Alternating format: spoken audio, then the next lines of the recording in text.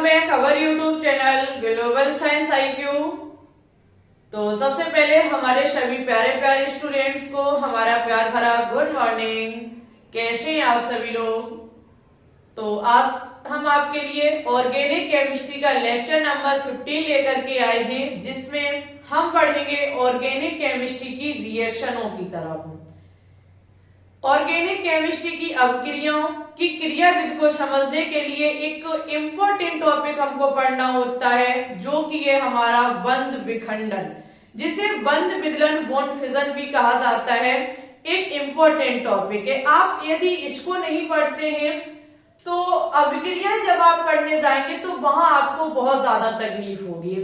और अगर इस टॉपिक को आप पढ़ लेते, छोटा सा टॉपिक है, इसको पढ़ने से आप ये मान लीजिए कि 20% से 30% रिएक्शन आज ही करना आप सीख जाएंगे। और यहाँ से वनडे एग्जाम में क्वेश्चंस भी पूछे जाते हैं, चाहे आप CP net, VHU, RUHS, nursing, pharmacy, paramedical और किसी भी बोर्ड एग्जाम की प्रिपरेशन करते हो, सभी के लिए इम्पोर्टेंट टॉपिक है। हम ज्यादा समय नहीं लेंगे, डायरेक्ट अपने टॉपिक बंध विखंडन पे बात करेंगे। आपसे एक बात और बोलना चाहती हूँ, आज जो हम टॉपिक कराने जा रहे हैं, इसके बाद आप डायरेक्ट अवक्रियाएं करना नहीं सीख जाएंगे। आज एक छोटा सा टॉपिक जहां से वनडे एग्जाम में क्वेश्चंस पूछे जाते हैं, हम इस पे चर्चा करेंगे। ठीक है, मेरी बात को ध्यान से सुन लेना। इसके बाद जब आप रिएक्शनें करने के लिए जाएंगे, उससे पहले आपको कुछ इफेक्ट पढ़ने होंगे, कुछ स्पीशीज पढ़नी होगी। ठीक है, इन चीजों को जब पढ़ेंगे, अब क्रियाओं की क्रियाविधि को आपको समझना होगा, तब ही आप रिएक्शनों की तरफ बढ़ पाएंगे। आज का टॉपिक जैसे ही हमारा कंप्लीट होता है, वैसे ही आपको नेक्स्ट लेक्चर होगा वो इफेक्ट पर आपको मिलेगा। प्रभाव, क्या क्या प्रभाव होते हैं अवक्रियाओं के बारे में, ये जानकारी आपको नेक्स्ट लेक्चर में मिलेगी। चलिए तो हम बात करेंगे बॉन्ड फिजन। हेडिंग लगा लीजिए बंध विखंडन। एक एक चीज को बहुत बारीकी से आप समझेंगे और मेरे साथ कॉपी में नोट डाउन जरूर करेंगे। देखो भाई, ऐसा ना होना चाहिए कि आप ओनली उन चीजों को वॉच करें। वॉच करने से कुछ नहीं होगा जब तक आप चीजों को लिखेंगे नहीं। बंध विखंडन, जिसे बंध विदलन भी कहा जाता है,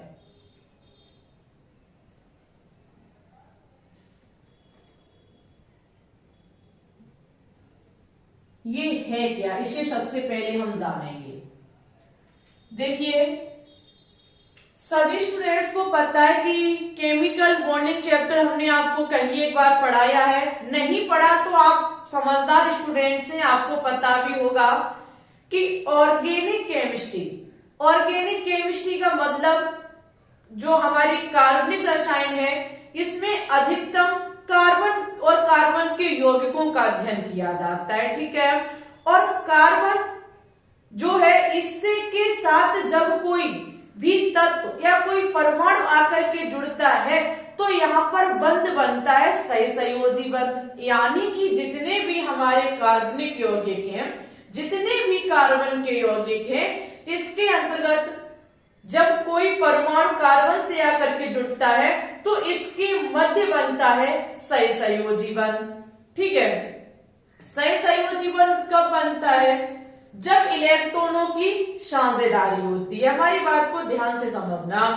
कभी आपसे क्वेश्चन पूछा जाए कि कार्बन के जो यौगिक है, इनके बीच कौन सा बंध होता है, तो सही संयोजी बंध होता है। क्यों? क्योंकि इसमें इलेक्ट्रॉनों की साझेदारी होती है। कार्बन, ये चीज हम आपको फर्स्ट लेक्चर या सेकेंड लेक्चर में पढ़ा चुके हैं, आपने नहीं देखी है, फटाफट जाइए अच्छे से वॉच कर लीजिए। कार्बन जो होता है, इसके बाह्यतम कक्ष में होते हैं 4 इलेक्ट्रॉन। ठीक है, तो ये 4 इलेक्ट्रॉन ना तो दान कर सकता है ना ही ग्रहण कर सकता है, तो ये इलेक्ट्रॉनों की साझेदारी करता है।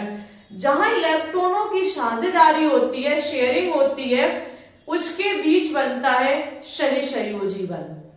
ठीक है, क्या बनता है? सही संयोजी बंध। तो बॉन्ड फिजन जो है, बंध विखंडन जो है, ये सहसंयोजी बंध के टूटने से बनता है। समझे मेरी बात को? बंध विखंडन जो है वो दो परमाणुओं के बीच उपस्थित जो सहसंयोजी बंध होता है, इसके टूटने से हमारा बनता है। इसमें लिखेंगे तब चीजें और अच्छे से आपकी क्लियर होंगी। लिखिए, दो परमाणुओं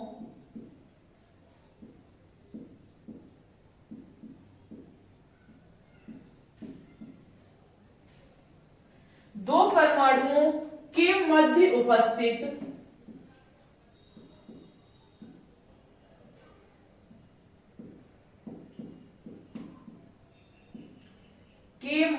उपस्थित सहसंयोजी बॉन्ड,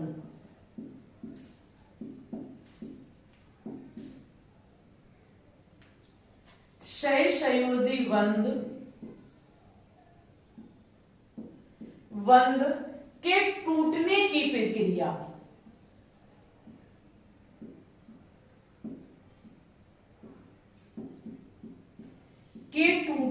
प्रक्रिया, बंध विखंडन या फिर बंध विदलन कहलाती है। बंध विखंडन कहलाती है।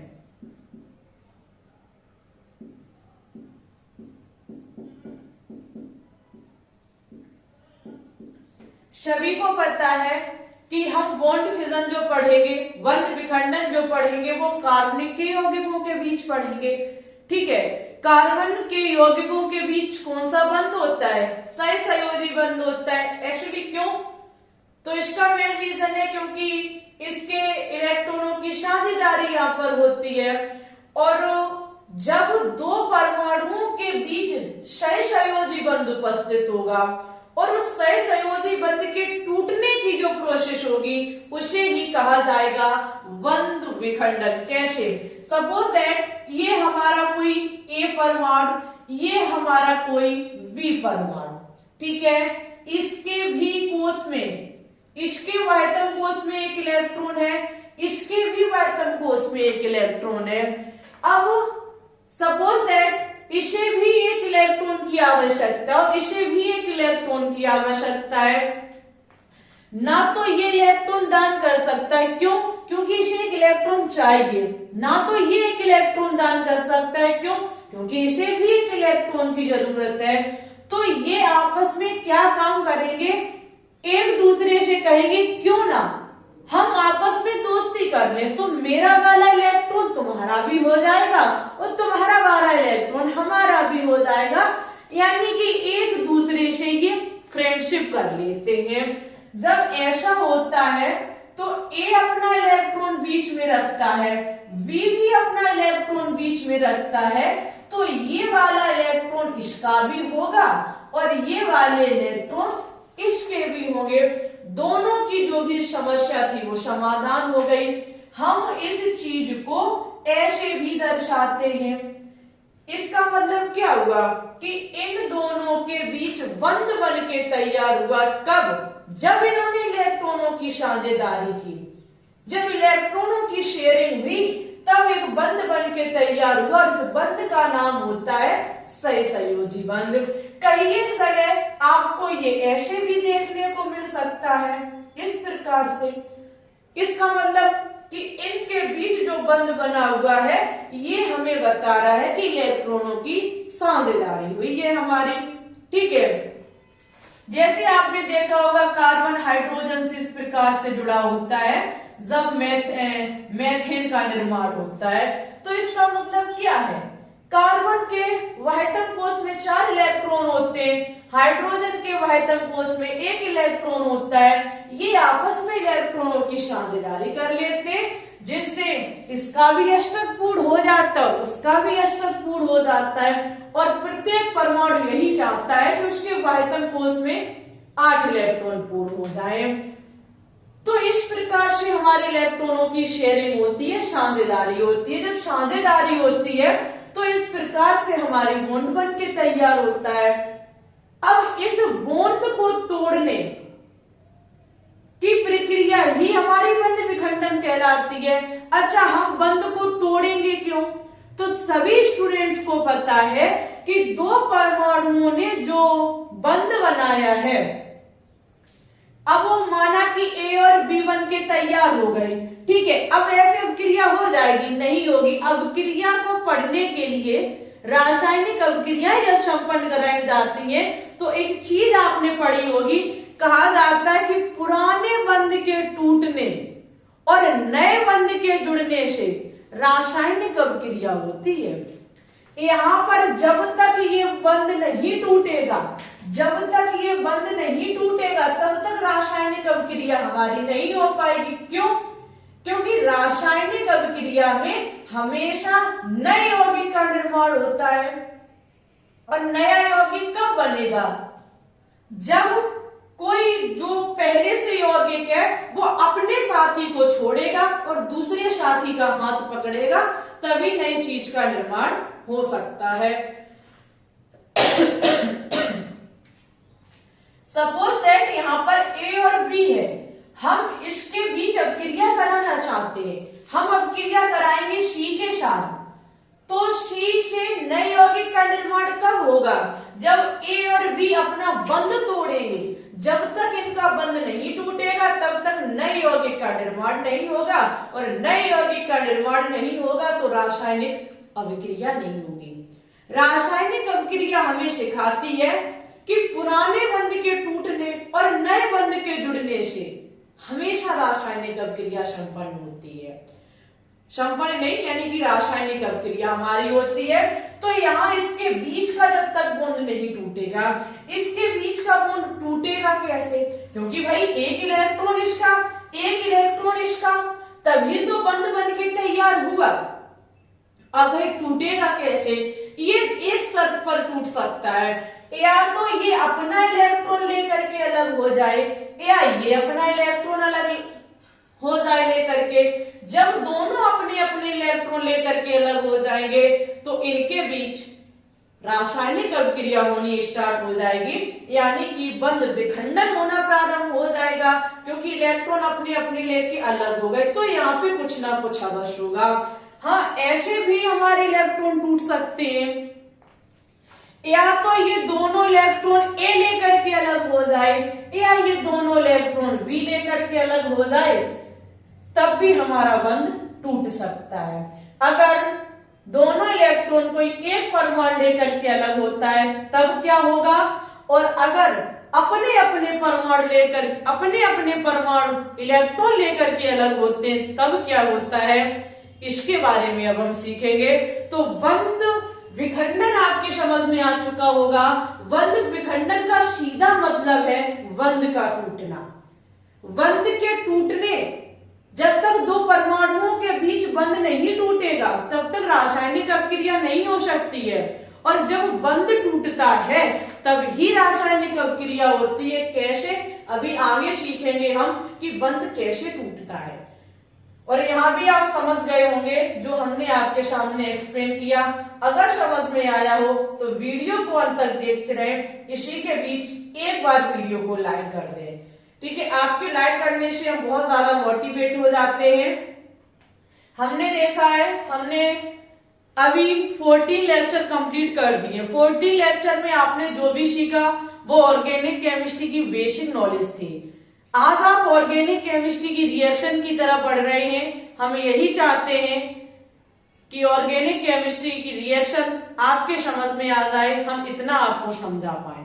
बस इससे ज्यादा हम कुछ प्रे नहीं करते हैं। हम बस यही चाहते हैं कि बस ऑर्गेनिक केमिस्ट्री आपके समझ में आ जाए। जिस दिन आपने ऑर्गेनिक केमिस्ट्री सीख ली, सच्ची बता रही हूं, आपके लिए केमिस्ट्री सबसे इजी सब्जेक्ट हो जाएगा।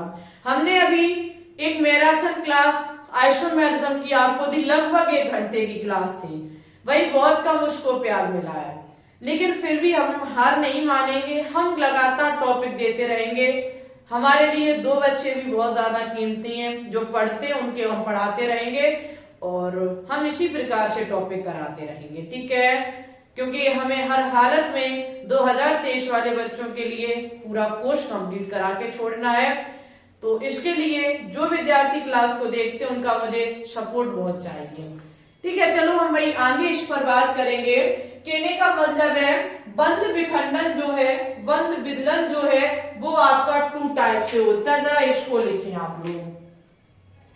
जो विदलन की प्रक्रिया है ये 2 प्रकार से होती है, एक होती है समांगी और एक होती है विषमांगी। 2 प्रकार से विदलित होते हैं। सभी स्टूडेंट्स लिखेंगे 2 प्रकार से विदलित होते हैं।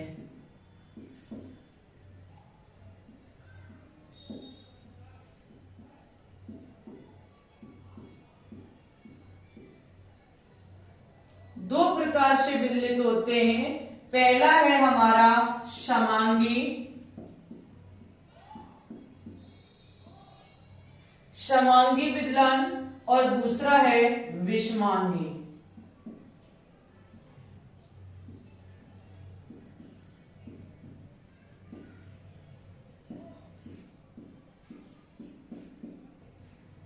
विषमांगी विदलन।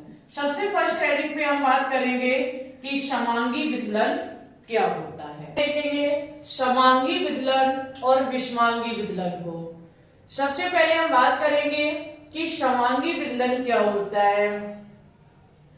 तो देखो सहसंयोजी बंध वाला इलेक्ट्रॉन युग्म दोनों बंधित परमाणुओं में समान रूप से वितरित हो जाते हैं, जिससे उदासीन मूलक प्राप्त होते हैं, जिसे मुक्त मूलक कहा जाता है।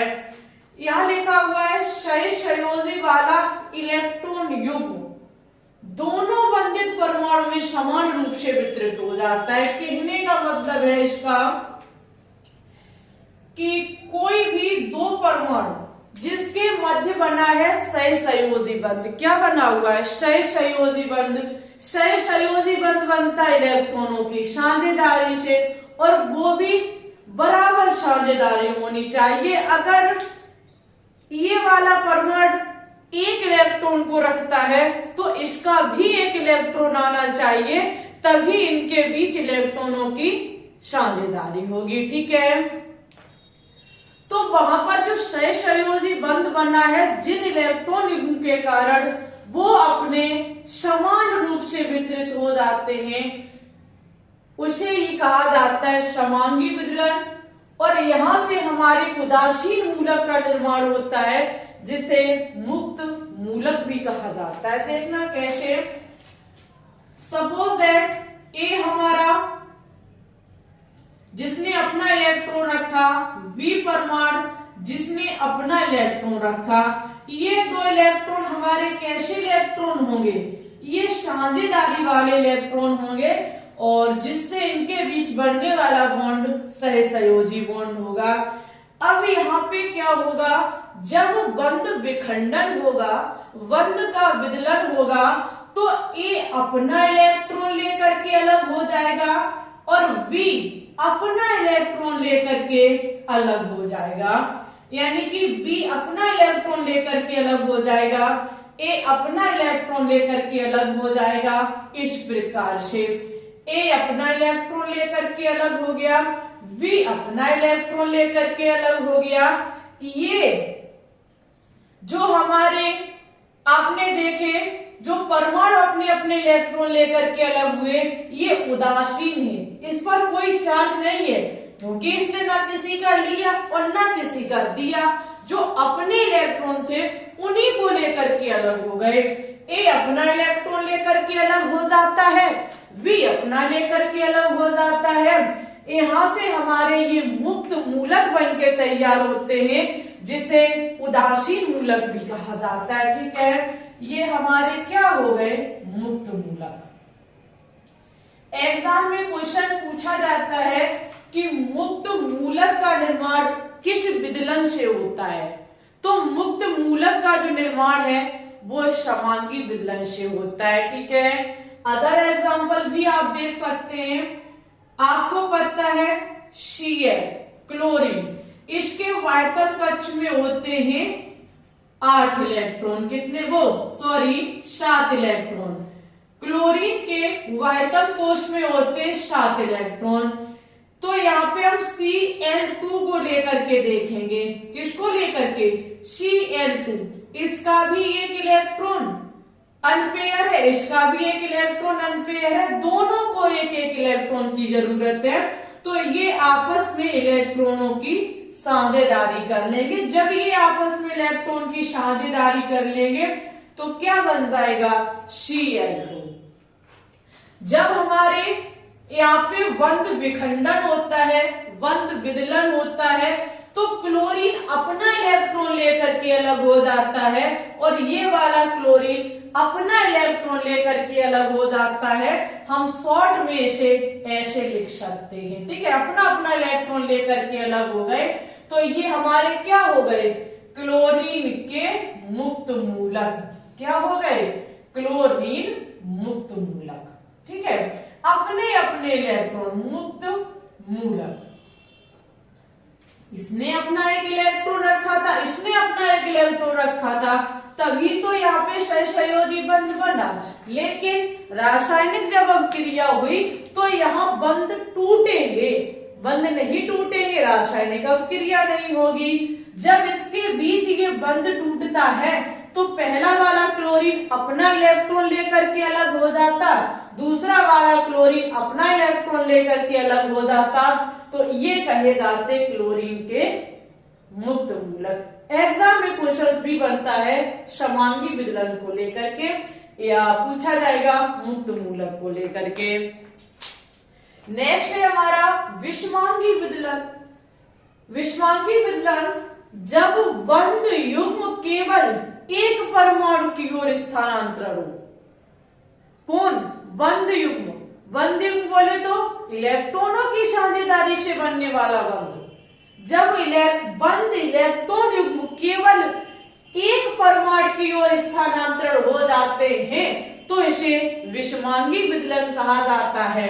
समझना मेरी बात को, ए परमाणु जिसका ये इलेक्ट्रॉन, बी परमाणु जिसका ये एक इलेक्ट्रॉन, दोनों के बीच इलेक्ट्रॉनों की साझेदारी से बना बॉन्ड। अभी आपने यहाँ सीखा ये अपना इलेक्ट्रॉन लेकर के अलग हो जाए, ये अपना इलेक्ट्रॉन लेकर के अलग हो जाए, तो हमारा मुक्त मूलक का निर्माण होता है। लेकिन विषमांगी विदलन में जब कोई एक परमाणु इलेक्ट्रॉन युग्म, जो ये बंध, जिन इलेक्ट्रॉन के कारण ये बंध बना, ये बंध कब बनेगा, जब इलेक्ट्रॉनों की साझेदारी होगी। समझना, एक एक पॉइंट को बहुत अच्छे से एक्सप्लेन कर रहे हैं। बंध कब बनेगा, जब इलेक्ट्रॉनों की साझेदारी होगी, तो इसे इलेक्ट्रॉन युग्म कहा जाएगा। ये जो बंध बनने में इलेक्ट्रॉन युग्म काम किए, ये वाले डियर स्टूडेंट्स, ये जो बंध इलेक्ट्रॉन युग्म है, इनको लेकर के कोई एक परमाणु स्थानांतरण हो जाए, अलग हो जाए, तो इसे ही कहा जाता है विषमांगी विदलन। और आपको पता है जब इलेक्ट्रॉन कोई ग्रहण करता है तो उस पर माइनस चार्ज आता है, और कोई दान करता है तो उस पर प्लस चार्ज आता है। क्यों, क्योंकि इसका तो एक ही इलेक्ट्रॉन था, अब इसने दोनों कब्जा लिए। जब ये दोनों पर अपना हक जमाएगा, दोनों इलेक्ट्रॉन पर हक जमाएगा, तो ये कैसा होगा, ऋणावेशित। क्यों, क्योंकि इसने ये बी का इलेक्ट्रॉन रख लिया और बी ने अपना इलेक्ट्रॉन खोया है, तो बी पर हो जाएगा धनावेशित चार्ज। वही लिखा है कि जिस परमाणु या परमाणु समूह पर साझित इलेक्ट्रॉन, ये वाले इलेक्ट्रॉन कैसे साझित, क्यों, क्योंकि दोनों के बीच बॉन्ड बना है, स्थानांतरण होता है, वह ऋणावेशित हो जाता है। जिसकी तरफ इलेक्ट्रॉन स्थानांतरण हो जाएगा, जो इलेक्ट्रॉन को लेकर के अलग हो जाएगा, दोनों इलेक्ट्रॉन को जो रख लेगा वो ऋणावेशित होगा, और शेष भाग हमारा धनावेशित होगा। जरा एग्जाम्पल पर गौर करेंगे, एग्जाम्पल को ध्यान से समझना। एग्जाम्पल हमारा क्या कहता है, सपोज दैट ए, इसके दो इलेक्ट्रॉन, ठीक है, एक ए का है, एक बी का है। अब यहाँ होता क्या है, ये दोनों इलेक्ट्रॉन को लेकर के ए अलग हो जाए। जब ए दोनों इलेक्ट्रॉन को रख लेगा, जिसमें एक बी का भी था, तो इसने इलेक्ट्रॉन को ग्रहण किया है, लिया है, तो ये कैसा हो जाएगा, ऋणावेशित हो जाएगा। और B ने अपना इलेक्ट्रॉन खोया है क्योंकि उसका A ने रख लिया, तो B हमारा धनावेशित हो जाएगा। ये धनायन जिसे कैटायन कहा जाता है इंग्लिश में, ठीक है, ये ऋणायन जिसे एनायन कहा जाता है इंग्लिश में। ओके, इसे आप और भी तरीके से समझ सकते हैं। सपोज दैट हम CH3Cl को ले लें, ठीक है, Cl ये कैसे बनेगा हमारा, C single bond H single bond H single bond H, इसका जो एक बॉन्ड खाली है उससे Cl कनेक्ट हो जाएगा, क्योंकि Cl के आयतन कोष में 7 इलेक्ट्रॉन होते हैं, एक इलेक्ट्रॉन इसका कार्बन के साथ बंध बना रहा है। अब यहाँ पे क्या काम हो कि ये इसके दोनों कार्बन का जो एक इलेक्ट्रॉन है, एक क्लोरीन का इलेक्ट्रॉन है, ये दोनों इलेक्ट्रॉन लेकर के क्लोरीन अलग हो जाए। जब क्लोरीन दोनों इलेक्ट्रॉन को लेकर के अलग हो जाएगा तो कार्बन धनावेशित हो जाएगा और क्लोरीन हमारा ऋणावेशित हो जाएगा। कैसा हो जाएगा, ऋणावेशित हो जाएगा, ठीक है। ये होता है हमारा विषमांगी विदलन, और बहुत अच्छे खासे विषमांगी विदलन से एग्जाम में क्वेश्चंस दिए जाते हैं, बहुत अच्छे खासे, ठीक है। हम और भी एग्जांपल देख सकते हैं। सपोज दैट Cl के बीच बॉन्ड हो, तो यहाँ पे क्या काम होगा, एक Cl इसका माना कि ये दोनों इलेक्ट्रॉन इस वाला क्लोरीन लेकर के अलग हो जाए, तो इस पर प्लस चार्ज आ जाएगा और ये क्लोरीन हमारा माइनस हो जाएगा। क्यों हो जाएगा, क्योंकि यहाँ पर इसने दोनों इलेक्ट्रॉन खींच लिए हैं। ये होता है हमारा विषमांगी विदलन और ये होता है हमारा समांगी विदलन। सबसे पहले इसकी स्क्रीनशॉट ले लीजिए। सबसे मेन चीज है, आपको यहां से पूछा जाता है कि जब इलेक्ट्रॉन युग्म एक परमाणु पर ही स्थानांतरित हो जाते हैं तो वहां क्या होगा, तो यहाँ आप समझ सकते हैं विषमांगी विदलन होगा। और ये भी याद रखना, इलेक्ट्रॉन को ग्रहण करना माइनस चार्ज, इलेक्ट्रॉन को दान करना प्लस चार्ज, ठीक है। एनायन और कैटायन इंग्लिश में कहते हैं। सभी स्टूडेंट्स एक बार कमेंट बॉक्स में कमेंट करके फटाफट हमको बता देंगे कि आज का टॉपिक आपको कितने हद तक समझ में आया। नेक्स्ट क्लास में हम बात करेंगे प्रभाव के बारे में, और जो इम्पोर्टेंट प्रभाव है जिनसे ही रिएक्शन आप समझ पाएंगे उनके बारे में। तो उससे पहले इस वीडियो को एक बार लाइक कर दें, शेयर कर दें। चैनल पे आप न्यू हैं तो चैनल को भी सब्सक्राइब कर लें, ठीक है। टेलीग्राम चैनल को भी ज्वाइन कर लें जिसका नाम है ग्लोबल साइंस IQ, और वही भरपूर प्यार दीजिए ऑर्गेनिक केमिस्ट्री के लेक्चरों को, क्योंकि ये इम्पोर्टेंट लेक्चर है आपके सभी वनडे एग्जाम के लिए। हमें भरोसा है कि आप लगातार सपोर्ट करते रहेंगे, पढ़ते रहेंगे, आगे बढ़ते रहेंगे। और कल हमारा जो आइसोमेरिज्म टॉपिक खत्म हुआ है उसका लाइव टेस्ट लिया था हमने, वो क्लास आपने नहीं देखे तो फटाफट देख लें जा करके। इतना शानदार यादगार आपके लिए हमने कराया है कि आपने सोचा भी नहीं होगा।